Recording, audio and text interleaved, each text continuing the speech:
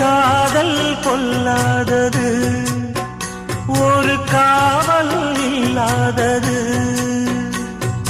ஊதக்காத்தில் வஞ்சி மாது ஒத்தையிலே வாடும்போது போர்வை போல பொத்தி அணைப்பே.